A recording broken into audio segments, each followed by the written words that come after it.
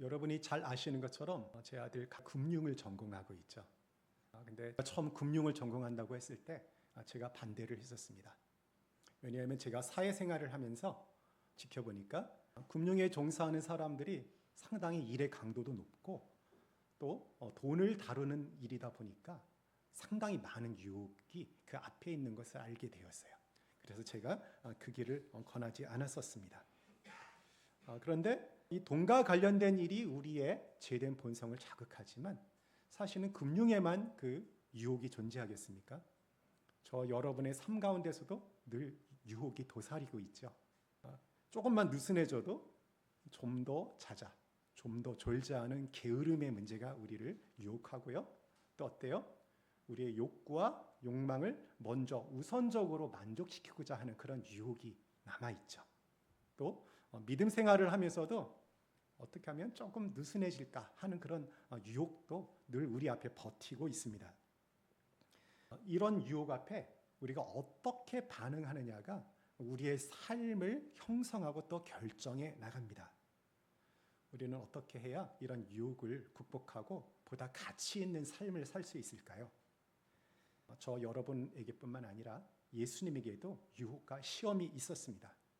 오늘 우리는 예수님의 첫 번째 시험에 대해 숙고해 볼 것입니다. 오늘 본문인 마태복음 4장 1절부터 4절은 예수님께서 40일 동안 금식한 후에 광야에서 시험 받으신 것을 기록한 것입니다. 그런데 이 기록이 단순한 역사적 사실을 기록한 것이 아니라 구원 역사에서 매우 중요한 사건을 기록하고 있는 거예요. 또한 예수님의 시험은 저 여러분이 이 세상을 살아가면서 실제로 겪게 되는 그 시험을 집약적으로 축약해서 보여주는 그런 시험입니다. 그러므로 예수님께서 이 시험 앞에서 어떻게 반응하셨고 또 그것을 해결하셨는지 그것을 지켜보는 것이 우리가 날마다 마주치는 시험을 마주치는 유혹을 어떻게 해결할 수 있는지에 대한 지침이 될 것입니다. 오늘 우리는 이 시간 오늘 본문을 통해서 예수님의 시험이 지니는 의미와 또 우리가 당하는 시험을 어떻게 대응할 수 있는지에 대한 지침으로서 한번 살펴보겠습니다. 예수님이 겪으신 시험이 어떤 의미가 있을까요? 조금 전에 말씀드렸지만 예수님이 겪으신 시험은 단순한 역사적 사건이 아니라 구원 역사, 구속사에서 중요한 의미를 지니고 있어요. 이 시험은 예수님께서 공생애를 공식적으로 시작하시기 전에 겪으셨던 첫 번째 커다란 시련이었습니다. 예수님이 우리를 구원하기 위한 사역의 출발점이었고요. 또 그분이 하나님에 대한 순종과 신뢰를 얼마나 보여주는지를 확인하는 계기가 되었습니다. 예수님은 이 시험에서 사단의 유혹을 물리침으로써 자신의 신분과 사명을 확인하게 된 그런 의미가 있어요. 여러분, 그 인류 역사에서 제일 먼저 시험을 받았던 인물이 누구죠? 아담입니다. 아담. 그러므로 오늘 마태가 예수님의 시험을 기록할 때 그 염두에 두고 있었던 그 사건은 아담이 시험을 받았던 사건이에요. 그러므로 우리가 예수님의 시험을 이해할 때 아담이 겪었던 사건을 배경으로 해서 이해할 필요가 있습니다. 아담이 유혹을 받을 때 그는 누구와 함께 있었어요? 그렇죠? 자기 아내인 하와와 함께 에덴 동산에 있었죠. 그리고 그곳에는 어땠습니까? 먹을 것이 풍부하였습니다. 예수님은 지금 광야에 홀로 계셨고 40일 동안 금식하셨기 때문에 극도의 금지름으로 시달리고 있는 그런 상황이었어요. 이런 상황이 예수님의 그 육체적 연약함을 극대화시켰고 사단에게는 예수님을 시험할 수 있는 좋은 기회를 제공하였습니다.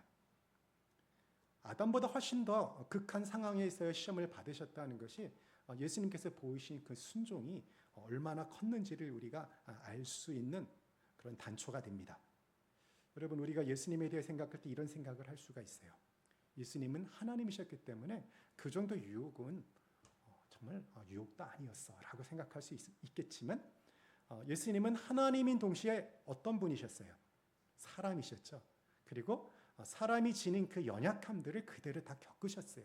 특별히 지금 광야에서 40일 동안 금식을 하는 가운데 인간적인 연약함이 지금 극도로 달한 상태에서 지금 예수님이 시험을 당하고 있는 것입니다.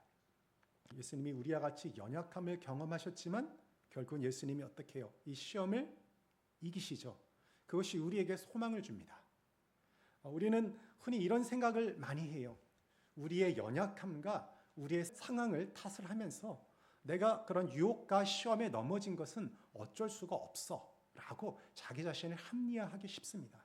그런데 예수님은 지금 인간적인 연약함이 극도로 드러나는 시기에서 온전히 하나님의 말씀을 순종함으로 그 시험을 이기셨습니다. 그 말씀은 뭐냐면 저 여러분도 인간적으로 연약하지만 그 시험을 이길 수 있다는 것을 시사해 주는 것입니다. 이제 시험의 구체적인 내용을 살펴보도록 하겠습니다. 사단이 뭐라고 합니까? 4장 3절을 보십시오. 네가 만일 하나님의 아들이거든 명하여 이 돌들로 떡덩이가 되게 하라. 사단은 이 말을 통해서 예수님의 신분을 먼저 의심하게 만들죠. 네가 진짜 하나님의 아들이냐? 라고 해서 신분을 의심하게 만들고 그분의 그 배고픔을 이용해서 육체적 욕구를 극도로 끌어올려서 그것을 유혹을 합니다. 사단은 늘 이런 식으로 우리를 유혹합니다. 우리의 연약함을 공격하여서 우리가 하나님의 자녀라는 사실을 잊게 만들어요. 우리가 하나님의 자녀라는 것을 부정하게 한다는 것이 아니라 자녀의 신분으로서 하나님께서 우리에게 어떤 은혜와 어떤 특권을 주었는지를 잊어버리게 만들어요. 예수님은 사단의 이 시험에 어떻게 반응하십니까? 4장 4절 기록되었으되 사람이 떡으로만 살 것이 아니요 하나님의 입으로부터 나오는 모든 말씀으로 살 것이라 하였느니라 라고 응답하셨습니다. 이 말씀은 예수님이 신명기의 8장 3절의 말씀을 인용한 것입니다. 신명기에서 모세는 이스라엘의 그 40년 동안의 광야 생활을 회상하면서 말씀에 의존하여 살아가야 한다는 것을 가르치는 맥락 속에서 이 말을 하였어요. 이스라엘 백성들은 40년 동안 무엇을 먹고 살았습니까? 하나님이 공급해 주시는 만나를 먹고서 살았어요. 그런 가운데 그 가정을 통해서 하나님은 그들의 마음을 시험하면서 하나님의 말씀에 순종하는 삶을 살도록 그들을 훈련시키셨습니다. 예수님은 하나님의 말씀으로 사단의 유혹에 대응하셨죠. 40일간의 굶주림의 그 극한 상황에서 하나님의 말씀이 자신의 그 굶주린 어떤 육체적인 욕구보다 소중하다는 것을 그 순종을 통해서 구체적으로 보여주신 것입니다. 이런 대응을 통해서 예수님은 자신에게 향했던 사단의 그 유혹에 자신을 방어하셨을 뿐만 아니라 육체적인 것, 감각적인 것이 가장 소중하다는, 가장 긴급하다는 사단의 논리를 공격하셨어요. 방어와 공격을 동시에 겸한 것입니다. 하나님의 말씀은 우리를 유혹으로부터 지켜주는 방패 역할을 하는 동시에 사단의 괴계를 무너뜨리는 검의 역할, 칼의 역할을 합니다. 성령의 검인 말씀은 우리가 사단을 공격할 수 있는 유일한 무기라는 사실을 기억하십시오. 계속해서 이 시험이 지니는 구속사적 의미에 대해서 살펴보도록 할게요. 바울 사도는 로마서 5장 12절에서 21절에서 예수님이 두 번째 아담으로 아담이 실패한 곳에서 성공하셨음을 강조합니다. 아담의 불순종과 예수님의 순종을 비교하는 가운데 예수님의 온전한 순종이 우리를 의로움으로 이끌었다고 그렇게 설명을 해요. 두 번째 아담으로서 첫 번째 아담이 실패한 순종에 성공한 것이 우리의 의로움의 근거가 되었다는 의미입니다. 이런 설명을 통해서 바울은 예수님이 단순한 어떤 인간, 단순한 어떤 도덕 선생님이 아니라 하나님의 아들, 즉 메시아인 것을 분명하게 보여줍니다. 물론 바울이 여기서 말한 순종은, 이 말씀에서 말한 순종은 예수님께서 자신의 전 생애를 통해서 보여주시고 그리고 십자가에서 절정에 달한 온전한 순종, 모든 순종을 포함해요. 그렇지만 오늘 예수님의 공적 사역이 시작되는 시점에서 마태가 특별히 오늘 시험에 대한 상황에서 강조하고자 하는 것은 이 순종이 단순한 한 번의 순종이 아니라 앞으로 일어날 예수님의 모든 순종을 미리 보여주고 또 십자가에서의 순종을 보여주는 그런 역할을 한다는 것을 보여주고 있어요. 그러므로 바울의 말씀은 오늘 본문의 시험에서의 순종을 아우르는 말씀이라는 것을 우리가 알 수가 있습니다. 예수님의 시험은 또한 이스라엘의 광야 생활을 상징적으로 재현합니다. 이스라엘 백성은 광야에서 하나님께 어떻게 해요? 하나님을 시험하고 불순종하였죠. 그러나 예수님은 광야에서 온전히 하나님께 순종하셨습니다. 예수님은 과거에 이스라엘이 실패했지만 참된 이스라엘이 되셔서 하나님 말씀에 온전히 순종하신 것입니다. 이상에서 살펴본 바와 같이 예수님의 시험은 우리 구속사에서 중요한 의미를 갖고 있어요. 누가 실패한 것이라고요? 아담이 실패한 것. 그리고 이스라엘이 실패한 그 실패의 자리에서 예수님께서 온전히 순종함으로 저와 여러분이 의롭다 칭함을 받을 수 있는 근거를 마련하신 것이 바로 예수님께서 유혹의 상황에서 순종한 것이 지니는 의미입니다. 예수님의 모든 시험에서 성경 말씀으로 사탄을 물리치셨다는 사실은 우리에게 하나님의 말씀의 중요성을 상기시킵니다. 예수님은 말씀에 대한 절대적인 신뢰와 순종을 통해 유혹을 물리쳤어요. 이 원리는 우리의 삶에도 동일하게 적용되어야 해요. 현대인들은 다양한 상황 속에서 유혹에 직면합니다. 우리 지나친 소비에 대한 어떤 몰두가 현대인들의 하나의 트렌드예요.